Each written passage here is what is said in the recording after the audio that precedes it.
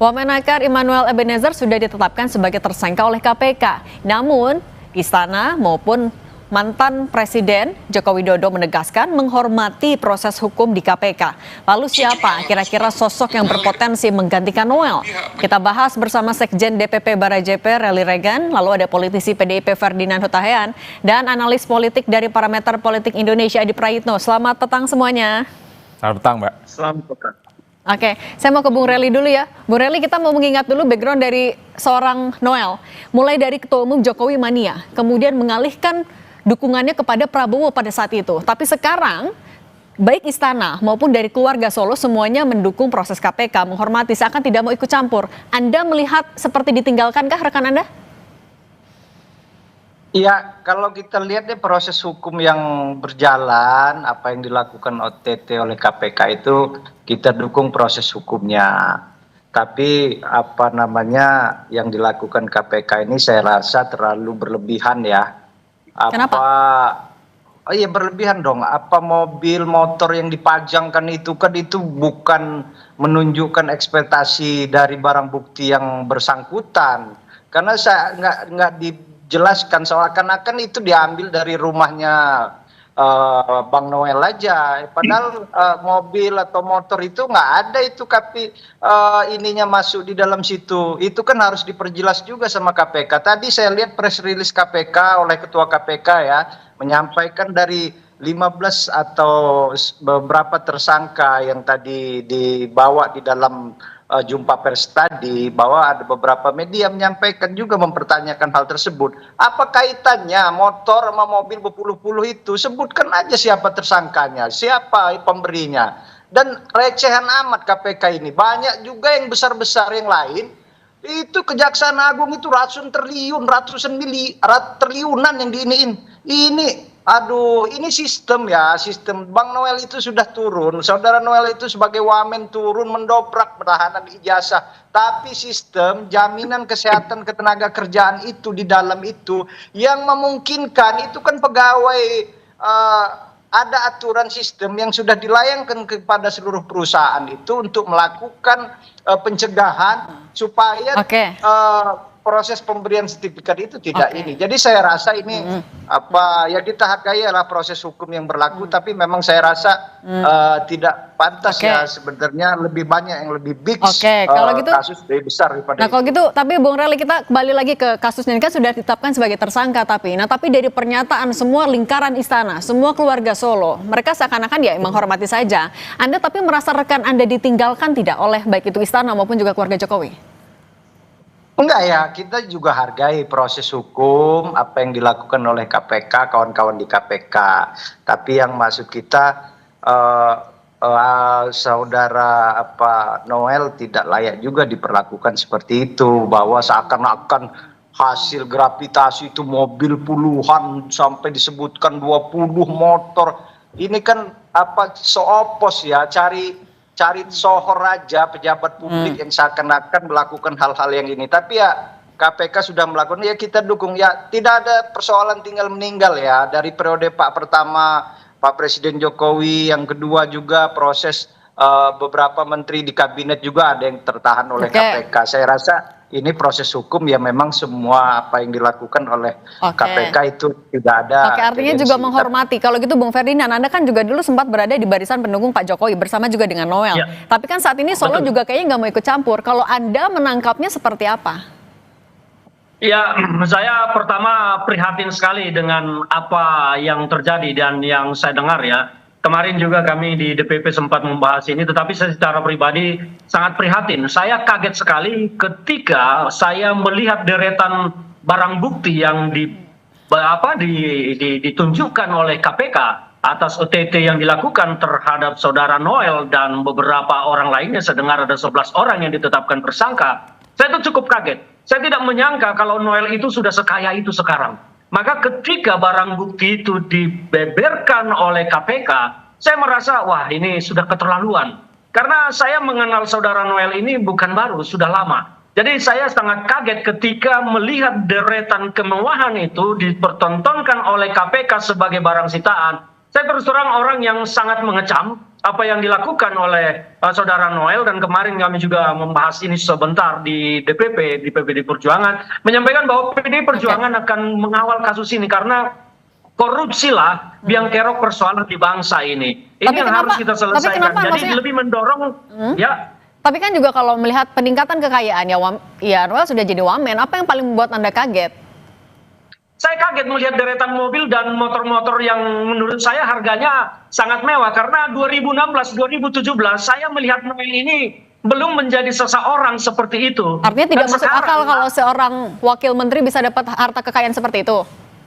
Saya kaget justru di situ, kok setelah menjabat seperti ini gitu loh. Itu rasa kaget saya, karena saya pernah ditawari jabatan tapi saya tolak. Tapi ternyata saudara Noel ini mendadak menjadi orang kaya. Nah, tapi memang apa yang disampaikan KPK ini kan belum clear apakah semua ini adalah barang bukti milik saudara Noel atau tersangka yang lain. Tetapi kan sekarang opini yang kita tangkap ini adalah hasil OTT yang dilakukan terhadap Noel sebagai wakil menteri, bukan kepada yang lain. Yang lain itu kan turut serta.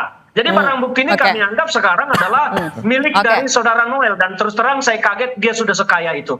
Oke, nah kalau Mas Adi melihatnya ya tadi balik lagi ya, pernyataan dari keluarga Solo baik itu Pak Jokowi, Gibran maupun Kaisang juga seolah-olah ya melepas tangan saja, ya mereka nggak ikut campur. Anda melihatnya apa sih yang ada di balik itu? Ya, bagi saya secara prinsip siapapun yang tersandung dalam persoalan korupsi dan hukum tidak boleh diintervensi. Jadi biarkanlah hukum ini yang bicara, tidak boleh ada yang membackingi, biarkanlah ini hukum mencari keadilannya. Nanti kita tunggu bagaimana kawan-kawan KPK itu menggelar perkara soal hal ihwal yang terkait dengan operasi tangkap tangan ini. Karena bagi saya ini menjadi sesuatu yang ironis. Satu sisi kita tahu bahwa pemerintah hari ini berkomitmen bahwa persoalan korupsi itu adalah persoalan yang sangat prioritas. Dan Pak Prabowo mengatakan bahwa akan mengejar para koruptor itu kan hingga ke Antartika. Dan itu ditunjukkan selama 10 bulan menjadi presiden di Republik Indonesia. Sudah banyak persoalan-persoalan korupsi yang saya kira sudah diungkap oleh Kejaksaan Agung, oleh KPK dan seterusnya. Banyak yang mengapresiasi. Publik berharap di tengah bagaimana komitmen pemerintah memberantas korupsi, kemudian KPK dan Kejaksaan juga menunjukkan taringnya begitu agresif mengungkap persoalan korupsi. Itu persoalan korupsi di lingkaran kekuasaan nggak ada. Tapi nyatanya kemudian ada OTT. Ini yang kemudian mengejutkan. Sangat ironis. Satu sisi pemerintah tidak akan memberikan ampun kepada siapapun yang jelas-jelas melakukan tindakan korupsi, tapi masih saja ada yang muncul yang kayak gini. Nah itu artinya apakah Pak Presiden sedang menunjukkan kalau memang nggak akan pandang bulu atau ada makna lain yang bisa dilihat? Tapi jangan jawab dulu Mas Adi, kita akan kembali sesaat lagi, tetap bersama kami di Kompas Petang. Bung Rely, ini kan sekarang jadi pertanyaan siapa yang bakal mengganti posisinya Noel di kursi Wamenakar. Tapi kalau dari Anda ikhlas nggak kalau misalnya posisi ini nggak dikasih ke teman-teman relawan lagi, ke teman-teman Anda, padahal kan Anda sudah mendukung di 2024 lalu? Bah, itu kan hak prerogatifnya Bapak Presiden, mana bisa kita intervensi. Yang namanya relawan, yang namanya partai politik tidak bisa mengintervensi apa yang menjadi keputusan Bapak Presiden. Ya. Gitu, ya. Tapi Anda ikhlas, rela-rela aja? Ya, saya rasa kan banyaklah pilihannya bisa Bapak Presiden pilih.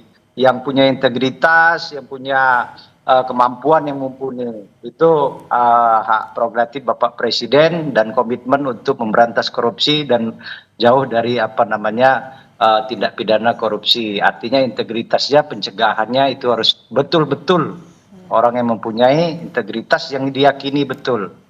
Oke. Kalau gitu, kalau dari Bung Ferdinand, ini kan kemarin PDIP juga bilang akan jadi penyeimbang, bukan oposisi. Nah sekarang dengan Wamenakar kan kosong, Anda melihat ini sebagai ruang terbuka untuk masuk ke PDIP di kabinet nggak? PDI Perjuangan sampai hari ini sikapnya kami menerima instruksi dari Ketua Umum Ibu Megawati Soekarno Putri untuk mendukung segala kebijakan yang baik dari kebijakan Pak Prabowo, tetapi tetap kritis kepada hal-hal teknis pelaksanaan dari kebijakan yang baik, tetapi teknisnya ada yang tidak baik, maka PDI Perjuangan akan tampil kritis. Jadi untuk kasus Wamenakar ini, kami PDI Perjuangan tidak berharap sama sekali untuk diminta atau dibuat atau diutus menggantikan saudara Noel sebagai wakil menteri, karena PDI Perjuangan juga kan adalah partai besar, masa ia levelnya hanya wakil menteri, kan nggak lucu lah. Tapi yang pasti bahwa sampai hari ini keputusan PDI Perjuangan belum pernah menyatakan dan tidak untuk bergabung sampai saat ini. PDI Perjuangan, instruksi Bu Megawati kepada kami masih jelas untuk mengawal program Pak Prabowo yang pro rakyat, tetapi mengkritisi proses pelaksanaannya supaya tidak salah. dan mengkritisi juga kebijakan yang memang tidak pro rakyat. Jadi soal pengganti Emmanuel Ebenezer, kami PD Perjuangan tidak ingin campur tangan dalam hal ini, tapi ya mungkin kami bisa berpesan kepada Presiden untuk ke depan ini memilih pejabat-pejabat memang yang pantas untuk menjadi pejabat. Karena bagi kita melihat di kabinet ini ada beberapa orang yang memang belum pantas untuk menjadi pejabat, dan faktanya Siapa, Bung Ferdinand? sampai hari ini kan di kabinet Pak Prabowo, ya Siapa beberapa orang itu? di kabinet Pak Prabowo ini contohnya masih ada Budi Ari yang tersenggol judi online. Ya, sampai hari ini masih melenggang, bahkan kemarin itu kita dengar sudah pengen masuk jadi di kadernya Gerindra, mungkin mencari perlindungan. Masih ada beberapa nama lain lagi yang harus dievaluasi. Tapi kami sebagai partai penyeimbang saat ini tidak ingin mencampuri, tetapi wajar bagi kami memberikan saran kepada Presiden Pak Prabowo sebagai wujud kami untuk mendukung pemerintahan beliau supaya tidak gagal. Oke, nah tadi soal kursi wamen sebenarnya Mas Adi, urgent nggak untuk segera diganti atau ya biarin aja kosong? Saya mau komentar dua hal. Pertama, di pemerintahan kali ini jangan pernah main-main dengan korupsi. Jadi siapapun yang terlibat pasti akan ditindak. Yang kedua, persoalan wamen bagi saya nggak penting-penting amat karena masih ada menteri yang sebenarnya masih bisa menjalankan fungsinya, terutama untuk sebagai penerjemah dan dari keinginan presiden. Sekalipun tidak ada wakil menteri, saya kira pekerjaan menteri akan established dan akan semakin kuat. Dan kita juga tahu bahwa persoalan wamen ini kan dalam banyak hal adalah semacam politik akomodasi kepada pihak-pihak yang selama ini dinilai punya kontribusi terkait dengan pemenangan Pilpres 2024 yang lalu.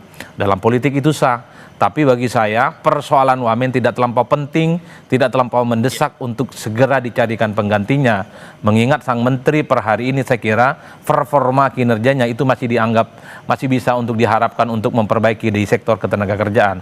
Tapi overall bagi saya terkait dengan soal OTT oleh KPK dan terkait dengan pemerintahan di masa yang akan datang, kita tahu bahwa salah satu kunci negara besar itu adalah soal bagaimana law enforcement dan supremasi hukum itu memang harus di atas segala-galanya. Ini yang saya kira memang kita sangat apresiasi dan tentu saja persoalan-persoalan korupsi yang jauh lebih besar harus berani diungkap sebagai upaya. Ini kita serius menghadapi persoalan korupsi. Nah, tapi Mas Adi kalau gitu peluang relawan yang kembali mengisi di kabinet masih terbuka lebar atau Pak Prabowo janjian kapok nih? Kalau mau jujur sebenarnya relawan dan nggak relawan untuk menempati posisi menteri ataupun wakil menteri, saya melihat sepanjang Pilpres 2024 yang lalu posisi relawan tidak terlampau signifikan. Yang menonjol itu adalah fungsi bagaimana peran-peran dari partai politik.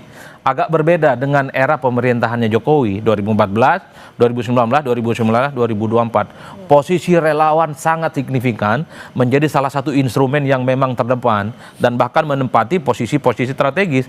Tapi di pemerintahan Pak Prabowo Subianto, baik peran politiknya itu secara perlahan memang tergantikan bagaimana orkestrasi dari koalisi besar yang dimiliki oleh Pak Prabowo. Begitupun di posisi-posisi strategis, sorry to say, tidak terlampau kelihatan sebenarnya unsur-unsur relawan yang memiliki posisi-posisi penting, baik pada posisi wamen ataupun sebagai wakil menteri. Oleh karena itu, ketika ada peristiwa politik terhadap salah satu oknum dari relawan politik, bagi saya ini bukan soal harus diganti dari relawan. Tapi yang paling penting kalaupun toh ada kebutuhan untuk mengganti posisi wakil menteri, carilah yang memang bisa bekerja dan yang paling penting punya integritas supaya tidak nyerong-nyerong, melakukan tindakan-tindakan yang itu terhindar dari korupsi. Saya kira itu penting. Oke, nah Mas Adi, kan kalau kita melihat sosok Noel ini sebenarnya dekat juga dengan circle dari ya Pak Prabowo karena relawannya dan juga Pak Jokowi, tapi bisa tetap terjaring OTT KPK. Ini apa yang terjadi? Akan berpengaruh juga nggak hubungan kepada Pak Jokowi dan juga Pak Prabowo? Saya kira nggak ada hubungan yang kemudian akan terpengaruh dan berdampak dalam konteks ini. Saya melihat rata-rata kecenderungan secara umum.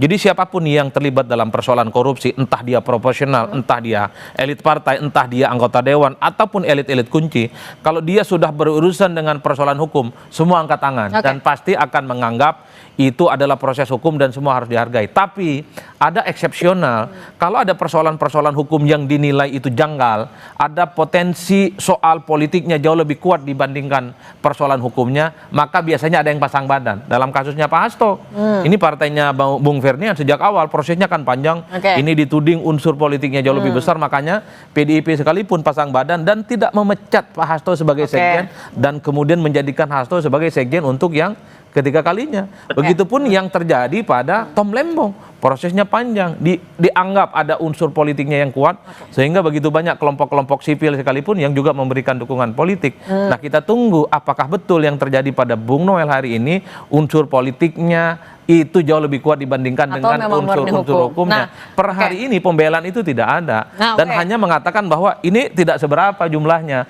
masih ada yang lebih besar, masih ada yang lebih jombo yang mesti diungkap. Dalam persoalan korupsi bagi saya kecil dan besar sama aja. Ini harus dibereskan dan harus ditindak. Oke, nah kalau gitu saya mau balik lagi ke Bung Rely. Bung Rely, ini kan juga tidak ada yang pasang badan dan diduga menerima 3 miliar rupiah baru 2 bulan setelah dilantik. Nah, bagaimana Anda akan bisa menjelaskan, meyakinkan ke publik yang lain ataupun juga kepada pemerintah kalau ya relawan tidak semua seperti ini? Ya enggak dong. Ini kan apa namanya sistem ya, sistem yang dilakukan. Noel itu melakukan turun terkait penahanan ijazah-ijazah di beberapa karyawan perusahaan. Ada sistem yang setelah dikeluarkan oleh edaran dari Kementerian Tenaga Kerja kepada perusahaan-perusahaan, sistem itu tidak berjalan. Bagaimana gravitasi atau penyuapan atau yang disebut pemerasan oleh KPK itu dilakukan itu karena ada apa? Jam kerja, sistem online yang berjalan itu tidak berjalan. Jadi Bagaimana? Anda meyakini Bung Noel sebenarnya nggak ada urusannya sama kasus ini? Ada, ya makanya KPK kita hargai, kita hormati. KPK nggak serta-merta melakukan OTT, kan udah jelas OTT dia melakukan tangkap tangan, berarti langsung menuju ke pelakunya. Tapi artinya seperti ini, selagi sistem yang berlaku ada di kementerian, seluruh kementerian, saya tidak hanya bilang Kementerian Tenaga Kerja aja ya, kementerian lain seperti ini, aparatur sipil negara yang ada di dalamnya pejabat eselon 1, eselon 2, tidak integritasnya, udahlah. Masuk separuh itu ke dalam penjara semua. Oke, Bung Rely, tapi sekarang udah jadi tersangka. Anda berharap ya Bung Noel bisa dapat amnesti juga dari Presiden? Oh, ini kan amnesti dan abolisi itu tidak bisa dikait-kaitkan dengan urusan politik. Itu asli presiden. Presiden yang berhak, itulah apanya kelebihannya sebagai seorang presiden. Dia bisa mengeluarkan amnesti, abolisi. Tapi kita lihat sendiri, Bapak Presiden dengan kelegowoannya dia memberikan itu kepada semua warga negara. Itu tidak ada kait-mengaitnya ya. Jadi proses hukum berjalan, kita hargai, kita hormati. Terima kasih. Oke, nah kalau Bung Ferdinand, singkat saja, apakah dari PDIP melihat apa yang terjadi pada hari ini adalah bukti Pak Presiden tegas tidak pandang bulu, atau ada makna lain Anda lihat? Singkat saja. Ya, bagi kami melihat bahwa memang Presiden sedang berusaha serius menunjukkan bahwa beliau ingin pemerintahannya bersih. Sayangnya jajarannya masih banyak yang belum mampu memahami keinginan Pak Prabowo, salah satunya Noel, sehingga situasi seperti ini dan beliau akhirnya terpeleset oleh perilakunya yang tidak terpuji saat ini. Kami berharap ke depan bahwa dalam pemilihan ini, pemilihan calon-calon pengganti menteri maupun wakil menteri, Pak Prabowo betul-betul melihat orang-orang yang berintegritas, jangan hanya orang-orang yang pintar ngomong tetapi ternyata di belakang yang melakukan hal tercela seperti ini. Oke, baik, Bung Rely Regan, Mas Adi Prayitno dan Bung Ferdinand Hutahian, terima kasih semuanya sudah berbagi di Kompas Petang. Terima kasih. Baik, terima kasih. Baik.